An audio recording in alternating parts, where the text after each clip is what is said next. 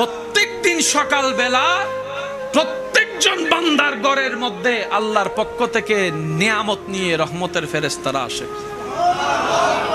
এসে ঘরের সামনে দরজায় দাঁড়িয়ে থাকে, রবের হুকুম মোতাবেক অপেক্ষা করতে থাকে। কিন্তু আপনি আমি তো ঘুমের মধ্যে নাক ডেকে ডেকে সময় পার করে দিচ্ছি। নির্দিষ্ট সময় থাকার পরে সে ফেরেশতা রবকে বলে, ইয়া রব, কার জন্য তুমি রহমত পাঠাইলা সে তো রহমত নিতে আগ্রহ দেখাচ্ছে না, কার জন্য তুমি দয়া করে নিয়ামত পাঠালা সে তো নিয়ামত নিতেও রাজি না, ঘরের দরজাটা পর্যন্ত খুলতেছে না, ঘরের দরজা পর্যন্ত খুলছে না, সে লাপের মধ্যে শুয়ে আছে, সে এরকম বিছনায় শুয়ে আছে, আজানটা দিয়ে তাকে তুমি স্মরণ করে দিয়েছো সে ভুলে যাবে বলে, তারপরও সে আসতেছে না। রব বলে যে একটু অপেক্ষা কর, আমার বান্দা হয়তো আসতে পারে, একটু অপেক্ষা কর, আমার বান্দা হয়তো আসতে পারে। ফেরেশতা দাঁড়িয়ে থাকে, আসার তো কোনো খবর নেই। নির্দিষ্ট সীমা পার হওয়ার পর ফেরেশতা বলে, আল্লাহ এই নিয়ামত রহমত নিয়ে আমি এখন কি করব? রব বলে যে আমার বান্দা যেহেতু নেই নাই, এগুলাকে জঙ্গলের মধ্যে পাহাড়ের মধ্যে রেখে দে, জঙ্গলের মধ্যে পাহাড়ের মধ্যে ছড়িয়ে দে।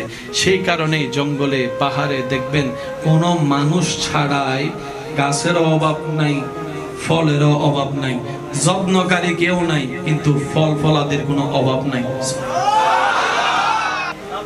জঙ্গলে কোনো মানুষ, জোরে বলেন, জঙ্গলে কোনো মানুষ, ফলের কোনো অভাব, গাছের কোনো অভাব।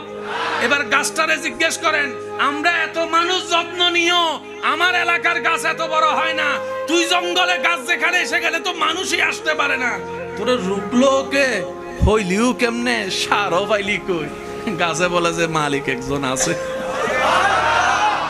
আর একটু জোরে বলি না, এই তাওয়াক্কুল বর্ষা যদি আমাদের প্রত্যেকজনের মনে চলে আসে, ওয়ামাই ইয়াত্তাকিল্লাহ ইয়াজআল লাহু মাখরাজান ওয়া ইয়ারযুকুহু মিন হাইসু লা ইয়াহতাসিব। রবের ফরমান, বান্দারে তাওয়াক্কুল যদি করার মতো করতে জানোস, বর্ষা যদি আমার উপর করার মতো করতে জানোস, জগতে বলবে তোর বাঁচার রাস্তা নাই, সেখানেও আমি বাঁচার রাস্তা বের করে দিব। তোর পকেটে টাকা নাই, ব্যাংকে টাকা নাই, আলমারিতে টাকা নাই, বউয়ের স্বর্ণ নাই, কিচ্ছু নাই, তুই বলবি যে খাওয়ার কোনো সুযোগ নাই। ওয়ায়ারযুকহু মিন হাইসু লা ইয়াহতাসিব। এমন এমন জায়গার থেকে তোকে আমি রিজিক দিব, তুই শুধু পেতেই থাকবি, অবাক হতেই থাকবি, পেতেই থাকবি, অবাক হতেই থাকবি। কারণ রাজ্জাক তো আমি আছি, আমি রব চাইলে পাথরের ভিতর থেকে জিন্দা ওঁটও বের করে দেখাইতে পারি। আল্লাহর উপর ভরসা যদি আমরা বাড়াইতে পারি, আমাদের জীবনে এমনি সুবহানাল্লাহ না হয়, শুকরিয়া চলবে, সবাই বলেন শুকরিয়া চলবে, পাইলেও আলহামদুলিল্লাহ।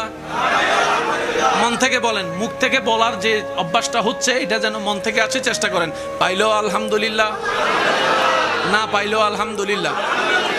আবার বলেন, পাইলেও আলহামদুলিল্লাহ, না পাইলেও আলহামদুলিল্লাহ।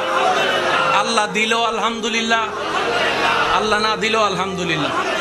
সর্বাবস্থায়, সবাই বলেন সর্বাবস্থায়, সর্বাবস্থায় আলহামদুলিল্লাহ বললে লস না লাভ? যারা লাভ চায় তারা আলহামদুলিল্লাহ বলার চেষ্টা করব ইনশাআল্লাহ। দ্বিতীয় নম্বর, হাঁটতে বসতে শুইতে হাঁটতে যখনই পারি ইস্তেগফার, ইস্তেগফার, ইস্তেগফার। যদি সেটা কোনোভাবে সম্ভব না হয়, অন্তত ঘুমানোর আগে 5 মিনিট আগে মাফ করে দাও না, মাফ করে দাও, মাফ করে দাও, তুমি রহমান, মাফ করে দাও, 2 মিনিট। আমি সাজেস্ট করব সবচেয়ে উত্তম হচ্ছে যে ঘুমানোর আগে। কেন জানেন? যখন মানুষ ঘুমাতে যায়, 100 জন এক রুমে থাকলো, মানুষ ঘুমায় গেলে